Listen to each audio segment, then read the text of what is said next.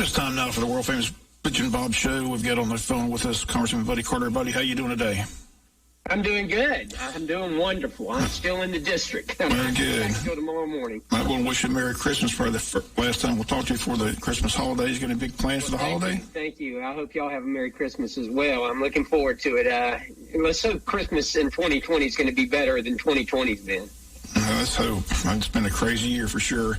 Let's start with the big stories taking place in the state of Georgia. A good turnout yesterday in Wayne County. 411 people showed up to vote on day one. You had Sonny Perdue came in, had to pinch hit for David Perdue because he got called back to Washington, D.C. But they're stressing how important these runoffs are, especially for the entire nation. I mean, it's going to basically dictate who has control with the U.S. Senate. So talk about how important these seats are. Are you there? Did we lose him? Hey, Bob. Are you still there, buddy? Yeah, I'm still here. I'm sorry. Y'all were silent there for a minute. Okay.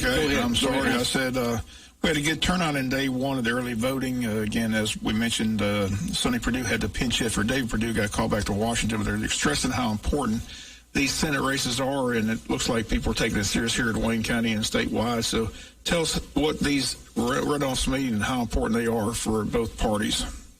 Well, Bob, in the case of these two runoffs in the state of Georgia, this has national implications. Of course, as you know, right now it sits at 50 Republicans to 48 Democrats. If the Democrats were to win both of these seats in Georgia, that would make it 50-50, and therefore the vice president, who it appears is going to be Kamala Harris, would be the tie-breaking vote. And, of course, she's a Democrat. So that means that the Democrats would have control of the House, the Senate, and, as it looks now, the White House. We have made significant gains in the House of Representatives. We flipped 13 seats. However, we're not going to be in the majority. We're going to end up around 212, maybe 213, depending on how a race in New York State works out.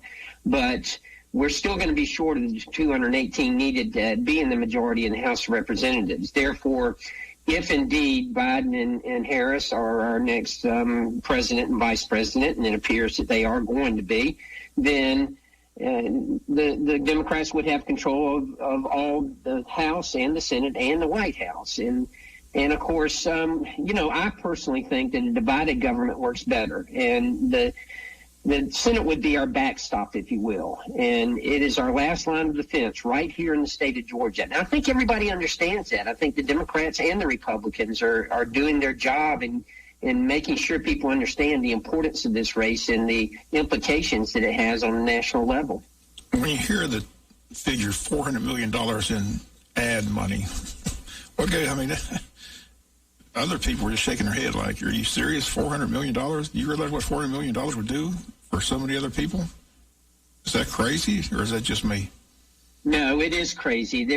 Obviously, there's a lot of money being put into this race, and unfortunately, there's a lot of money, or I should say unfortunately, I think it's unfortunate. A lot of that money is coming from out of state, and a lot of it is being pumped in here because, as I say, of the national implications that these two races have.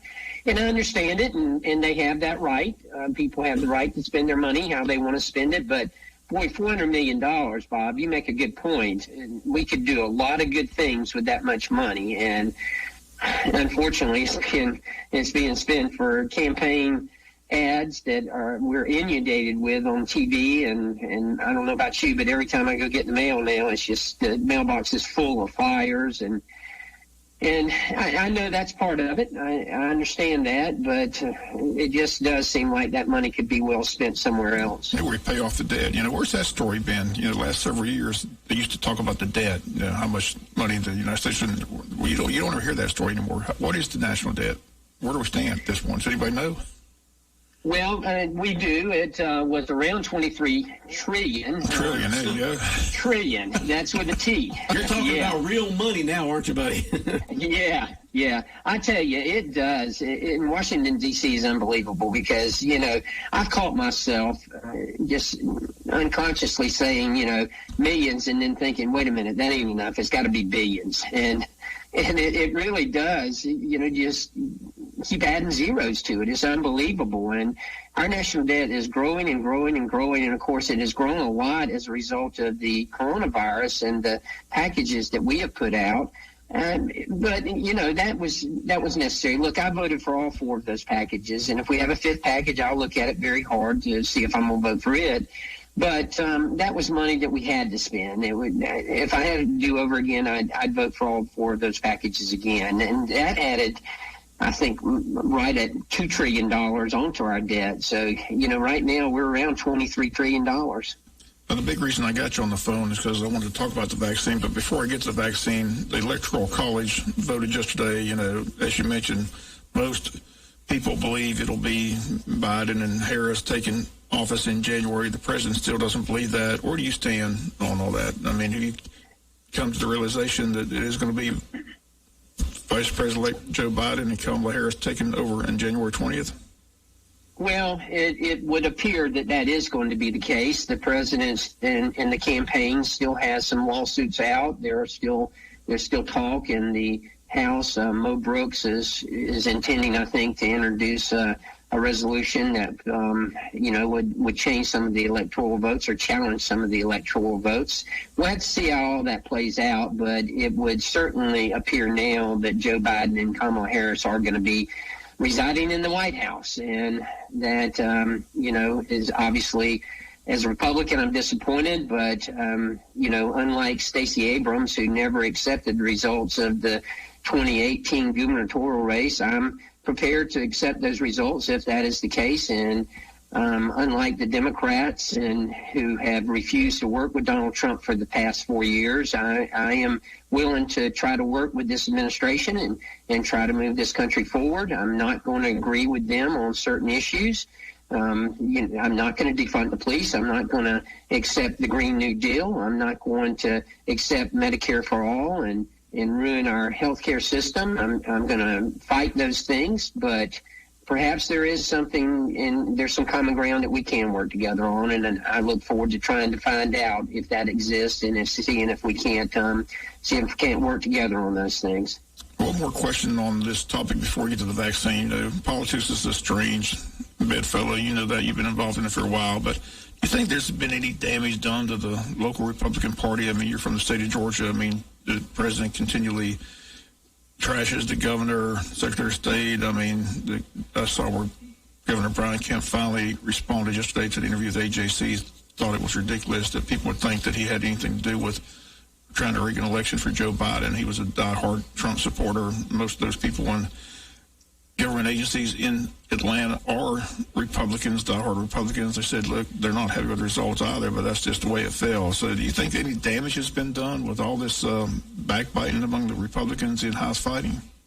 Well, there certainly has been infighting, as you indicated, and, certainly I've been disappointed in some of the things that have been done, particularly by the Secretary of State and some of the rulings that have been made, and I've actually questioned some of them. But, look, it's about policy. And Bob, I'm convinced we are correct on policy. I'm convinced that we've got to stop socialism, that capitalism works best in this country, and that our forefathers, that's what they envisioned our country to be. They did not envision it to be what these socialist Democrats, who are now going to be in the White House and who are going to be in control of the House of Representatives again.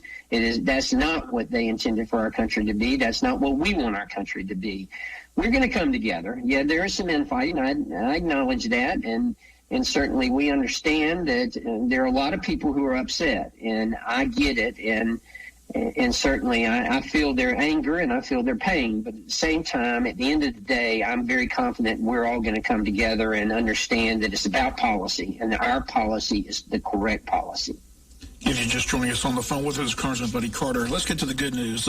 Monday, we saw people finally getting the vaccine. The vaccines are rolling out.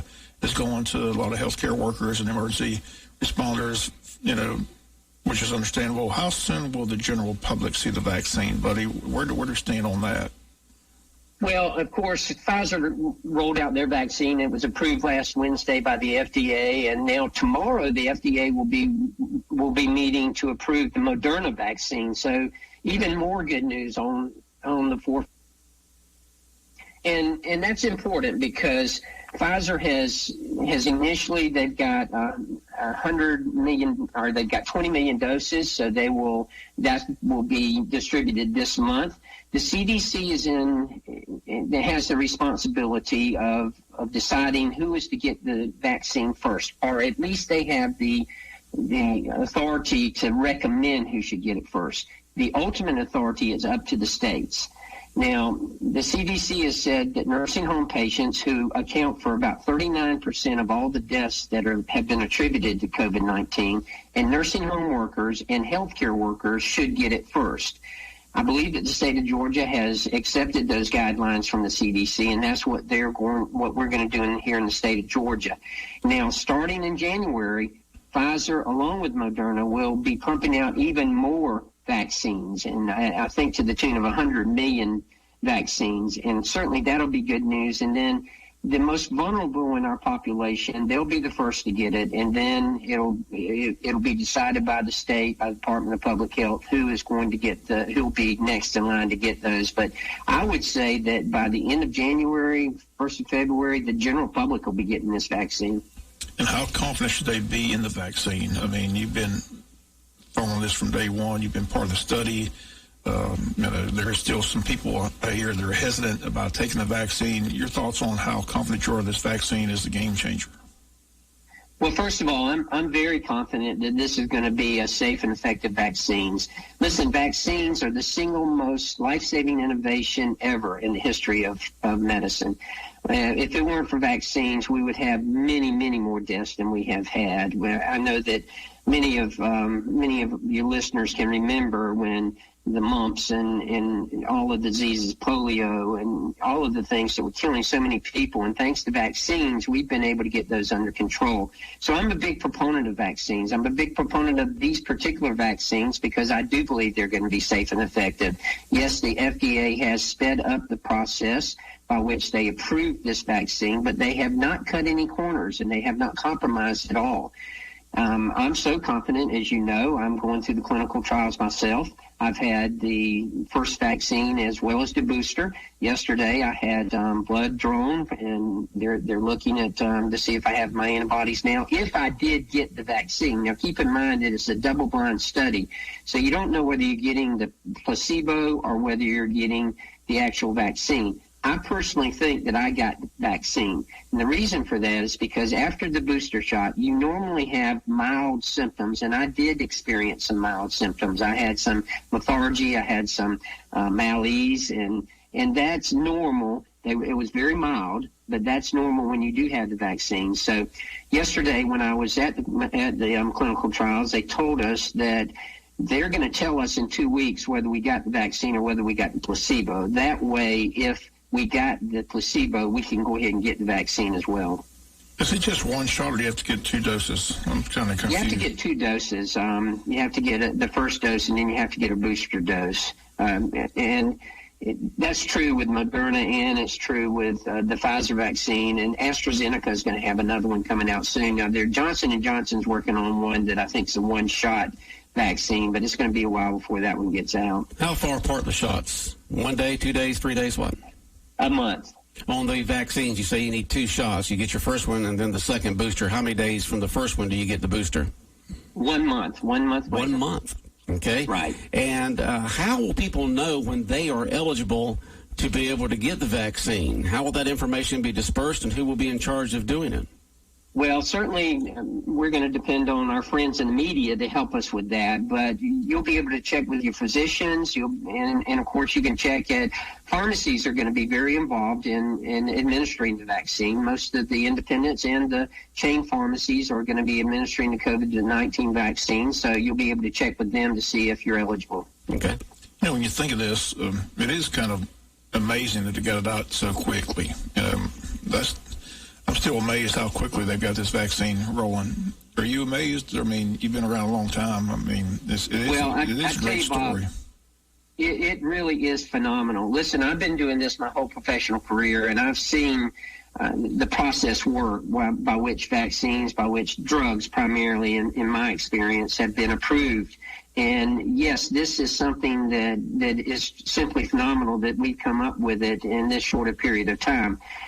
couple of things to keep in mind here. First of all, this has been all hands on deck. The FDA, the pharmaceutical manufacturers, they've dropped everything they were doing, and they're only concentrating on this. So that's one reason why. Another reason is that the FDA has streamlined their process. They haven't compromised in any sense at all, but they have streamlined it. Normally you have 4 different phases, and after the first phase, you would normally have a review period of about 6 months. But they've really suspended that and said, okay, once you finish phase 1, go ahead and start phase 2. We're still going to review it, and they have been reviewing it, but we want you to go ahead and start. They've also said, look, go ahead and start manufacturing the vaccine. If it is not approved, and this is key here, we're going to still pay you for it. And that's us, the taxpayers. We've already bought like 100 million doses from Pfizer Pharmaceuticals. And we're going to pay you for it if it's no good, and you may have to flush it down the drain. But we want you to go ahead and start manufacturing. We want you to go ahead and get your vials ready. We want you to go ahead and get your syringes ready, all that you're going to need. Go ahead and start planning how you're going to distribute this, get your distribution chain ready. So it really has been quite impressive, Operation Warp Speed. In the meantime, 3,000 people down a day. They said it's a 9/11 every day. And for months, we hear talk about relief coming in some way, shape, or form. There's a lot of small business owners hurting. There's a lot. I think we just lost him. Yeah, I think we just lost him too. He might have been walking through his house somewhere and did this, but I just heard just a phone. Yeah, I'm looking at my phone, and he done gone there. Congressman Buddy Carter something must have happened to the cell service there. Maybe he'll see that we're not on, and he'll call back. We'll be back more of the world famous Butch and Bob Show in a moment. WIFO 105.5 FM in Jessup. Damon's Famous Fingers and Wings restaurant in Jessup is now open for business, practicing social distancing, but still serving that great food that Damon's is famous for. Come inside or come through the drive-thru, but Damon's is open inside and welcomes back its customers. The menu's the same, the service is fast, and the food is fantastic, and the sauces remain the same, mild, wild, insane, or inferno. The number is the same, 588-WING, 588-9464. Damon's Restaurant on West Cherry Street in Jessup. Dining room now open for business. Come on in and enjoy a great meal today. Since 1946, Murphy's Builder Supply has been serving the folks of Jessup, Wayne, and surrounding counties with quality products and knowledgeable service. Matter of fact, they feel they sell service first to make sure you get exactly what you need for your home improvement projects. And with each employee at Murphy's being there for 10 years or more, you know you're talking with someone with the experience to help you with building supplies, tools, paint, and all the things you need from a full-service hardware store. The best choice in home improvement is Murphy's Builder Supply, 156 Northeast Broad Street, Jessup. All right, Bob, Buddy's back. Yeah, we got Buddy back. Buddy, I was just about to ask you, for months we've heard about some type of stimulus. They've been arguing back and forth. They can't seem to agree on the numbers, but in the meantime, a lot of people are hurting. A lot of small business owners are hurting. You see it on the national news, the frustration for a lot of business owners. They're just being shut down in some place again. They just don't think they can make it, and there's a lot of people worried about paying rent. Where do we stand on what kind of relief is coming, if any, and who's going to see some? What are you hearing about that?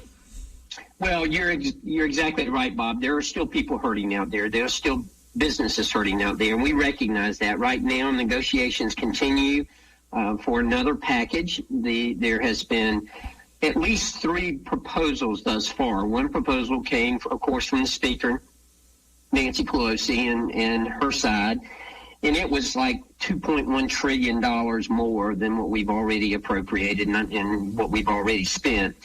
And that, of course, is not going to go. Then Mitch McConnell had offered like $500 billion with a skinny bill, if you will, if you could consider $500 billion being skinny. But nevertheless, and then there was a bipartisan group of 8 senators who came together and made a proposal like $908 billion. And I kind of like that proposal. The main reason I liked it is because they redirected some of the funds from the first 4 packages that we did not spend. So about 2/3 of it, about a little over $600 billion, is actually money that we've already appropriated, but we haven't spent yet. And I think that's a good use of our money. For instance, there was still $138 billion left in the PPP program. They just shifted it over to the new package and added more to it. So that's what's being negotiated right now, and they're looking at that.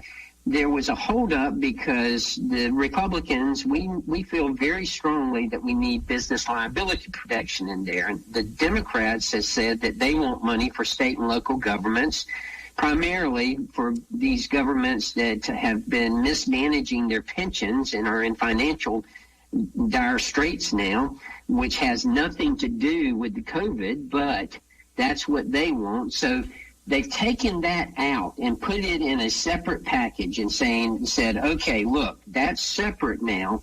We are going to just concentrate on this $908 billion without those two roadblocks, obstacles in our way. So I'll be quite honest with you, I'm encouraged by that, and I think that we may get something done. Now, from what I understand, they have decided on a budget and settled on a budget. We'll be going back tomorrow morning and voted on that probably tomorrow afternoon and Thursday, and hopefully get back home Thursday afternoon.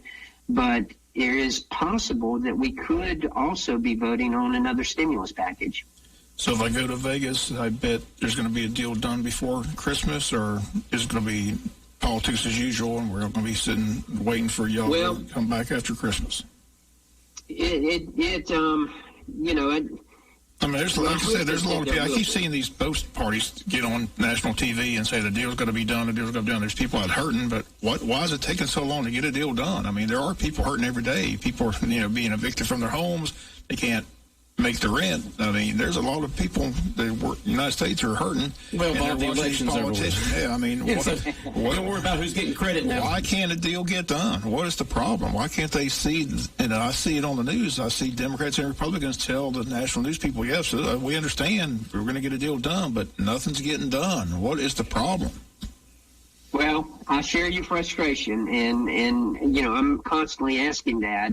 Quite honestly, this is being negotiated between really just four people, that being Nancy Pelosi, Steve Mnuchin, Mitch McConnell, and of course, Kevin McCarthy. And those four people are in the room. They're the ones who are trying to negotiate this. Thus far, they have not been able to reach an agreement, but hopefully we will, and we continue to put pressure on them to let's get something done, because there are people hurting out there. And there's talk that there may be a stimulus of about $600. And, it's such a fluid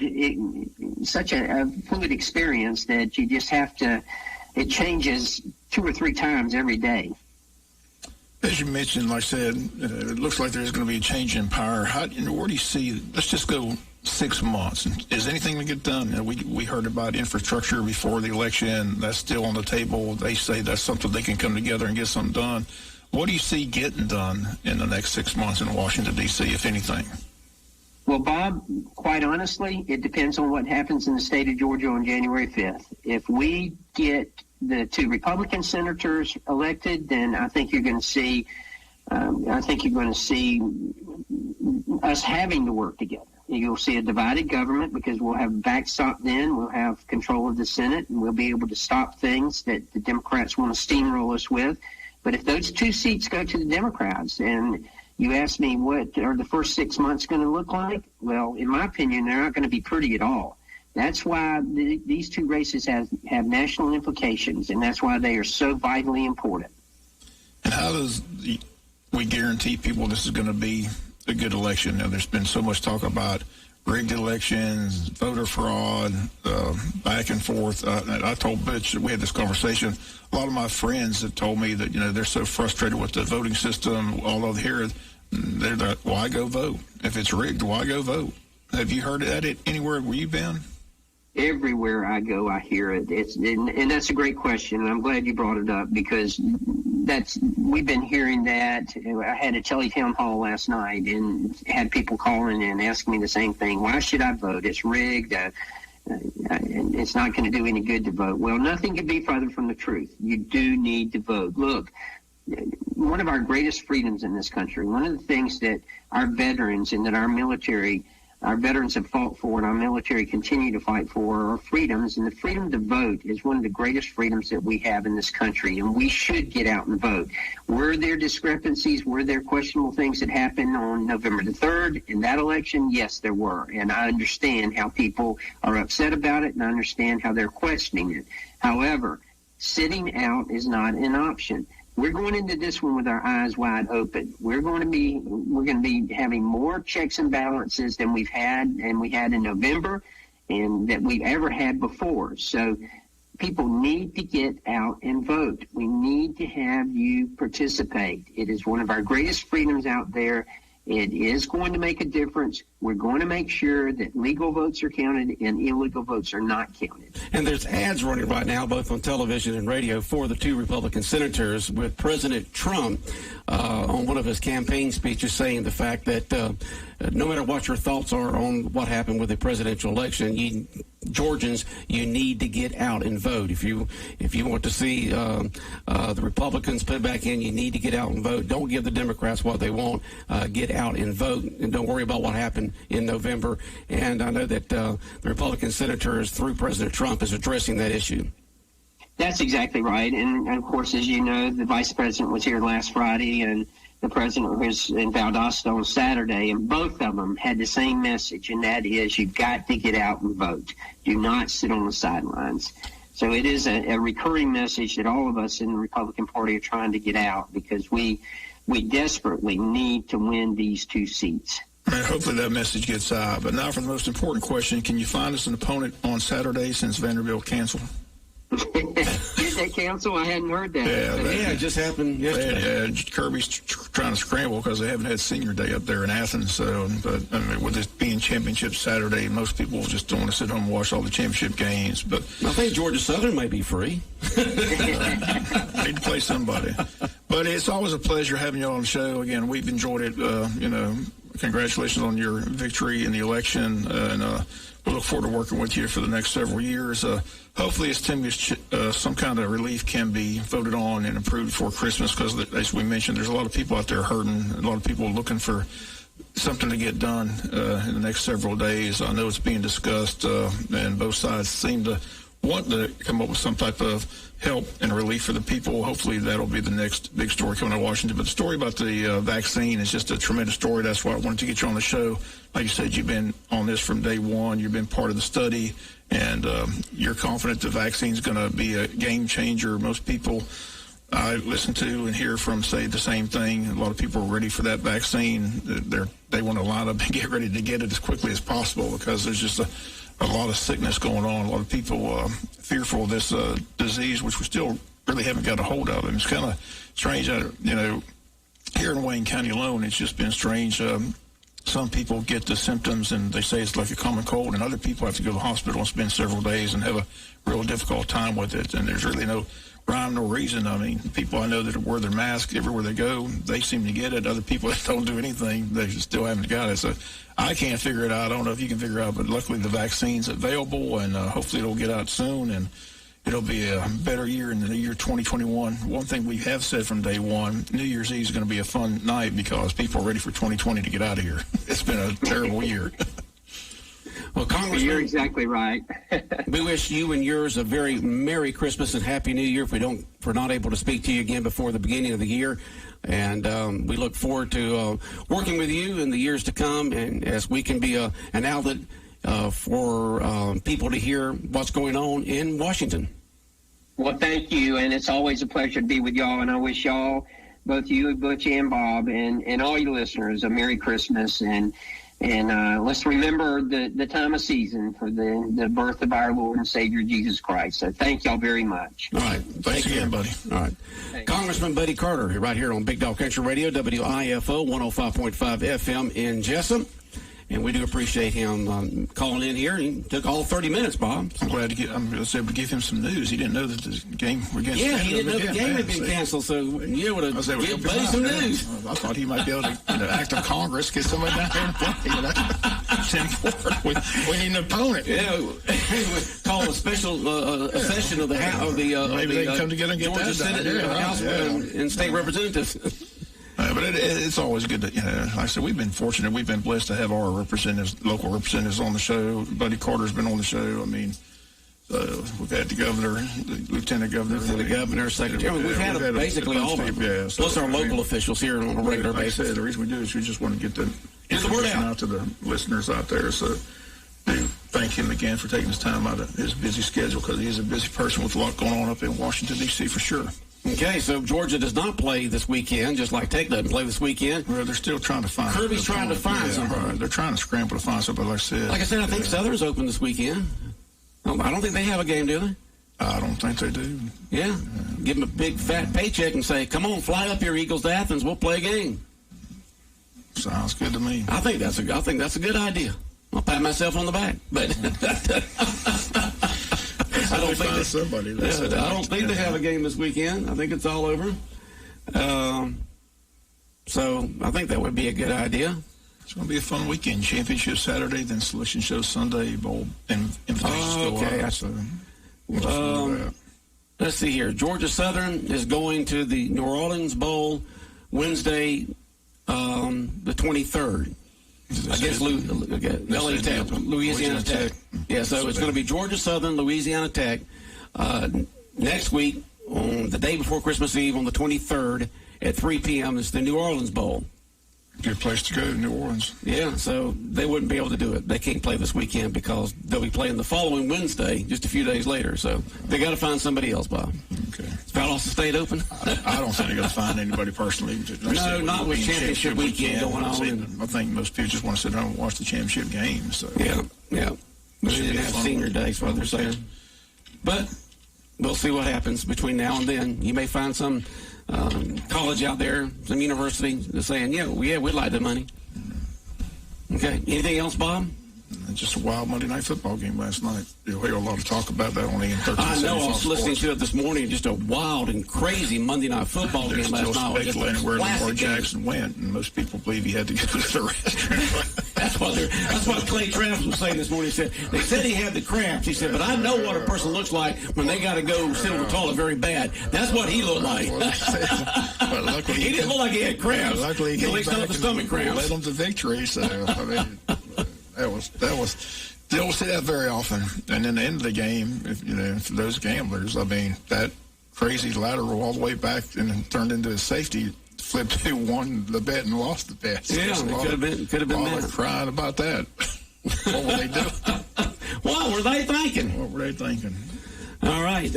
We are keeping on top of the vaccine for Wayne County. You did find out, Bob, that it's going to be the Wayne County Health Department. Yeah, so we made contact with the health department. They didn't call back, but hopefully we can get somebody in here to explain how it's all going to be distributed here in Wayne County and how it's going to be dispersed and things like that. Right, so it's the Wayne County Health Department that's in charge of the vaccine distribution and implementation here in Wayne County. Okay. And we'll be on top of that story for you. Have a good day, Bob. World famous Butch and Bob Show brought to you by Local Boys Construction, by Murphy Builder Supply, Damon's Famous Fingers and Wings, and First Southern Bank. The time now is 8:35. Let's check in with news. World famous Butch and Bob Show.